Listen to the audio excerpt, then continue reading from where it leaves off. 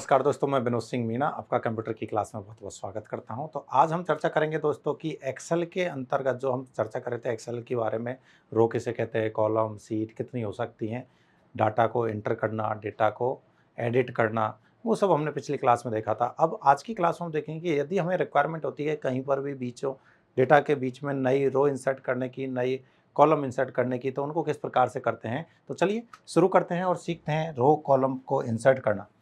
देखिए, सबसे पहले आपका इंसर्टिंग रो एंड कॉलम आपका पॉइंट है। यदि आप वर्कशीट में नई रो या कॉलम डालना चाहते हैं तो वर्तमान रो नीचे खिसक जाती है, यानी जिस करंट रो पर आपने क्लिक किया हुआ है वो रो कहाँ चली जाएगी, नीचे। यानी डिफ़ॉल्ट रूप से हमेशा ऊपर की तरफ रो इंसर्ट होती है तथा कॉलम दाईं ओर खिसक जाता है। कॉलम कहाँ हो जाता है, लेफ्ट साइड में आपका खिसक जाएगा, राइट साइड में सॉरी, ताकि नई रो या कॉलम को उचित जगह मिल सके। ठीक है ना। यानी आपका जो कॉलम है, नया कॉलम, वो तो लेफ्ट साइड में इंसर्ट होता है, राइट में आपका खिसक जाएगा। ठीक है। रो हमेशा नीचे की तरफ चली जाती है, ऊपर आपकी टॉप पे रो आ जाती है। तो ये कहाँ मिलेंगे हमें ऑप्शन, किस तरीके से मिलेंगे। देखिए, नई रो अथवा कॉलम डालने के लिए सबसे पहले आप कहाँ जाएंगे, होम टैब में जाएंगे। होम टैब में आपको क्या मिलेगा, सेल ग्रुप, इस टाइप से मिलेगा। ये डेटा आपको फंक्शंस दिखाई देंगे। सेल ग्रुप में आपको मिलेगा इंसर्ट बटन, ये रहा आपका इंसर्ट बटन। ग्रुप ये रहा, आप ग्रुप को पीछे देख सकते हैं। यहाँ पर देखिए, ये इंसर्ट, इंसर्ट में इंसर्ट शीट रो, ये पूरा ग्रुप है। ये 3 कमांड जो दिख रही हैं ये ग्रुप की हैं। ठीक है ना। तो यही हमने आपको यहाँ पर दिखाई है। इंसर्ट है, डिलीट है और फॉर्मेट है। साइज भी चेंज कर सकते हैं, डिलीट भी कर सकते हैं और इंसर्ट भी कर सकते हैं। इससे विकल्पों का एक नया समूह खुल जाता है। सेल इंसर्ट करनी है, रो इंसर्ट करनी है, कॉलम इंसर्ट करनी है, या फिर आपको पूरी सीट इंसर्ट करनी है। रो को डालने के लिए जिस स्थान पर आप नई रो डालना चाहते हैं उसका चयन करें कि कौन सी जगह पर आपको डालना है। इंसर्ट बटन पर क्लिक करें और इंसर्ट मेन्यू खोलें। जैसे ही आप इंसर्ट मेन्यू पर क्लिक करेंगे आपकी रो का ऑप्शन आपको मिल जाएगा। खुलने वाले मेन्यू में से इंसर्ट सीट रो नामक विकल्प पर क्लिक करें। ऐसा करने पर चयनित रो के ऊपर एक नई रो इंसर्ट हो जाएगी। ध्यान रखना, वो रो जो आपने सेलेक्ट की हुई है उसी के ऊपर, तो पहले उसी रो को सेलेक्ट करें जिसके ऊपर आपको क्या करनी है, रो इंसर्ट करनी है। ऐसे यदि आपको कॉलम डालना है तो उस कॉलम का चयन करें जहां नया कॉलम डालना है। इंसर्ट मेन्यू में से इंसर्ट शीट कॉलम विकल्प पर क्लिक करें। चयनित कॉलम के बाईं ओर एक नया कॉलम इंसर्ट हो जाएगा, यानी कि कहाँ होगा, उसी के जस्ट लेफ्ट साइड में इंसर्ट होगा। और जो चयनित किया हुआ है वो आपका कहाँ शिफ्ट हो जाएगा, आपके राइट साइड में। ये वाला ऑप्शन आपको देखने को मिलेगा इसमें। नेक्स्ट, अब नई वर्कशीट जोड़नी हो कि सर डिफ़ॉल्ट रूप से जैसे नए वर्जनों में से एकमात्र सीट आती है। पहले क्या होता था, डिफ़ॉल्ट रूप से ही 3 सीट अवेलेबल होती थी। अब हमें उनसे भी ज़्यादा सीटों की रिक्वायरमेंट है, तो हमें नई सीट इंसर्ट करनी होती है।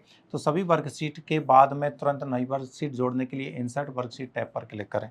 यहाँ पर देखो, ये रहा इंसर्ट सीट, इस पर क्लिक कर देंगे तो ऑटोमेटिकली आपकी जैसे 3 है तो उसके बाद में एक 4, उसके बाद में 5, उसके बाद में 6, इस तरीके की नई नई सीटें इंसर्ट होती जाएंगी।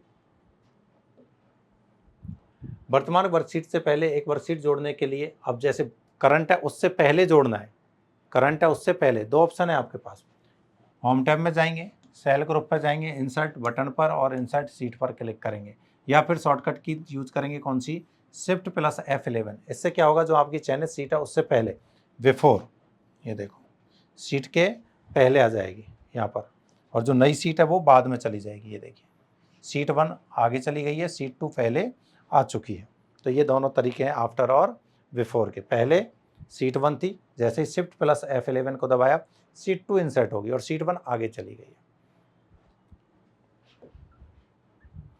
वर्कशीट में सूत्रों का उपयोग कैसे करें, फॉर्मूले, क्योंकि एक्सेल में आपको पता होगा पूरा जो काम है कैलकुलेशन का, डेटा एनालिसिस का, ठीक है, वो किस पर आधारित है, आपके फॉर्मूलों पर। सीट में अलग अलग प्रकार के आप फंक्शंस फॉर्मूले यूज कर सकते हैं, तो उनका यूज कैसे किया जाता है वो आप यहाँ पर समझेंगे।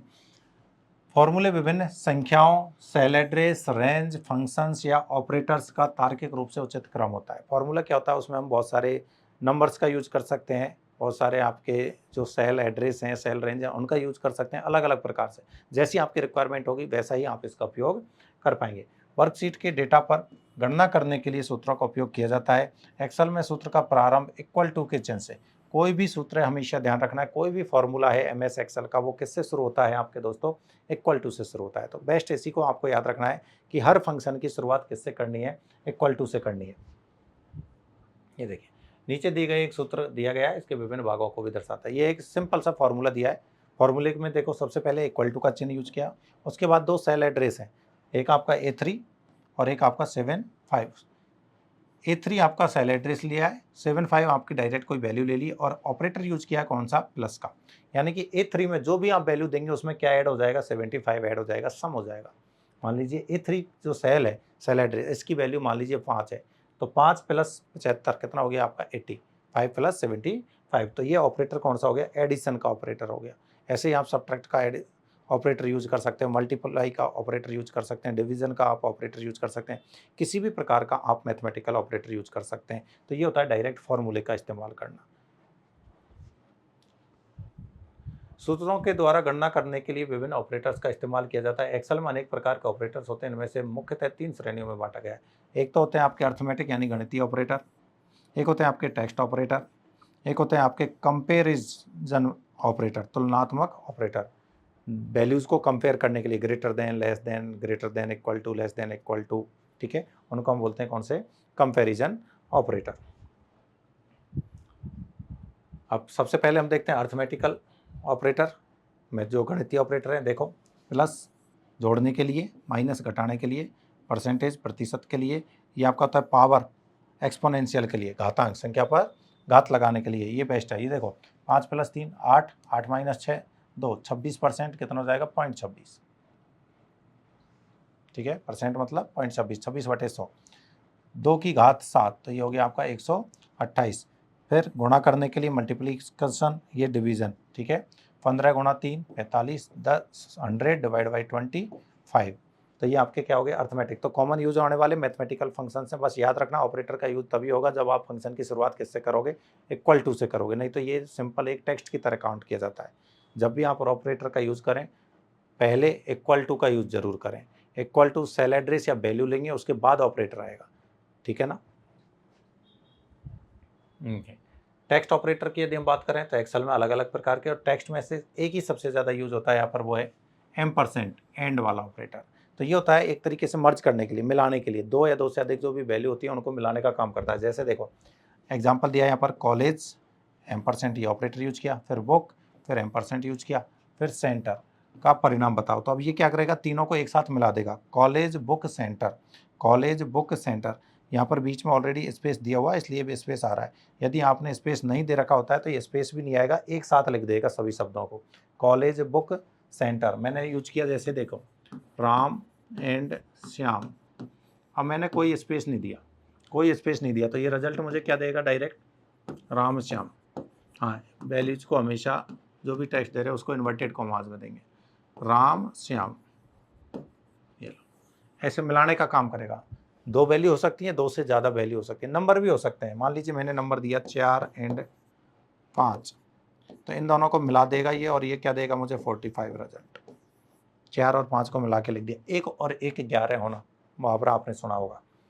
नेक्स्ट देखिए कंपैरिजन ऑपरेटर। इन ऑपरेटर के द्वारा दो संख्याओं की तुलना की जाती है। जब आप किन्हीं दो संख्याओं की तुलना करते हैं तो इस तुलना का परिणाम तार्किक ट्रू या फॉल्स होता है, यानी या तो सही या गलत। तो रिजल्ट हमें किस में मिलेगा, ट्रू और फॉल्स में मिलेगा। कैसे मिलेगा, देखिए एग्जांपल देखते हैं एक्सेल में। इक्वल टू, ठीक है, जैसे 10 = 15, ध्यान रहे ये इक्वल टू कौन सा है, ये वो है जिससे हम फंक्शन की शुरुआत कर रहे हैं। तो ये ऑपरेटर नहीं है, ये फंक्शन के स्टार्टिंग में लगाए जाने वाला कमांड है। हर फंक्शन की शुरुआत किससे होती है, इक्वल टू से होती है। ऑपरेटर यहाँ यूज किए हमने। 10 = 15 तो फॉल्स है, कभी भी 10 और 15 समान नहीं हो सकते। 16 < 20 ये ट्रू है।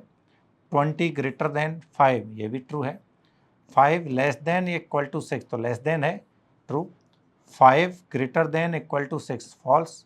8 < 7 ट्रू। लेस देन या ग्रेटर देन, तो ग्रेटर देन है, लेस देन नहीं है, तो क्या हुआ, ग्रेटर देन तो है। या नॉट इक्वल टू, इसको बोलेंगे हम नॉट इक्वल टू। जैसे जनरली लिखने में इस टाइप से आता है, लेकिन अब ऐसा कोई सिंबल रियल में होता नहीं है, तो हम कैसे यूज करते हैं, ये ग्रेटर देन और लेस देन, इसको बोलेंगे नॉट इक्वल टू ऑपरेटर, ये याद रख लेंगे। तो ये हमारे कंपैरिजन वाले ऑपरेटर हो गए। तुलनात्मक ऑपरेटर में इन ऑपरेटर्स के द्वारा दो संख्याओं की तुलना की जाती है, ये ऑलरेडी हम पढ़ चुके हैं। हाँ, अब ऑपरेटर की प्राथमिकता कि मान लीजिए एक साथ मल्टीपल ऑपरेटर आपके पास में आ जाते हैं, तो पहले किस ऑपरेटर को सॉल्व करें।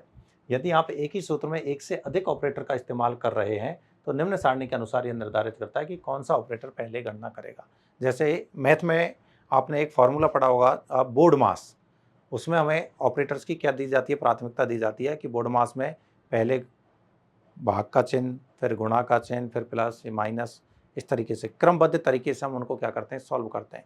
कभी भी आपने ऐसा नहीं देखा होगा कि पहले हमने प्लस कर लिया उसके बाद भाग को सॉल्व कर लिया, या पहले ब्रैकेट को सॉल्व कर लिया, पहले प्लस को सॉल्व कर लिया बाद में ब्रैकेट को कर लिया। यानी ऐसे कुछ ऑपरेटर्स की प्राथमिकता आपको याद रखनी है। तो यहाँ पर एक आपको टेबल दी गई है, देखिए सबसे हाईएस्ट प्राथमिकता किसकी होती है, प्राथमिकता परसेंटेज। यानी यदि एक ही इक्वेशन में ये सब मिल जाते हैं तो सबसे पहले आपको परसेंटेज को सॉल्व करना है, उसके बाद आपको एक्सपोनेंशियल यानी पावर वाला जो ऑपरेटर है इसको सॉल्व करना है, उसके बाद गुणा और भाग वाला, उसके बाद प्लस और माइनस, और उसके बाद कंपैरिजन। यानी सबसे एंड में सबसे लोएस्ट जो प्रायिकता होती है वो किसकी होती है, कंपैरिजन या रिलेशनल ऑपरेटर की। एक एग्जांपल ले लिया यहाँ पर, देखिए पहले ये दोनों सॉल्व होंगे लेफ्ट से राइट की ओर, लेफ्ट से राइट की ओर। 32 divide by 8 4 and 4 as it is है, 4 डिवाइड बाई 4 1, 2 डिवाइड बाई 2 1, और आंसर आ गया आपका 0। तो इस तरीके से आपको ऑपरेटर्स को सॉल्व करना है। एक और एग्जांपल देखो, पावर वाला, नॉट इक्वल टू, और ये डिवीजन। तो देखो परसेंटेज था, परसेंटेज के बाद पावर, तो पहले हम इसी को सॉल्व करेंगे। ये हो गया आपका 16, 4 की घात 2 16, 4 एज इट इज लिख दिया।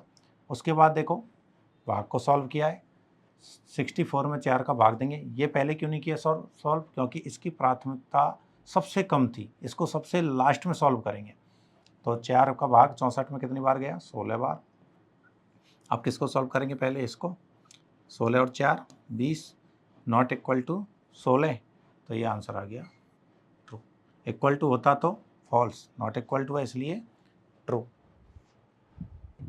ये हमारा पार्ट यहीं पर ख़त्म करते हैं इसको। आगे नेक्स्ट क्लास में नेक्स्ट टॉपिक के साथ शुरुआत करेंगे एक्सेल के ही पार्ट की। धन्यवाद दोस्तों।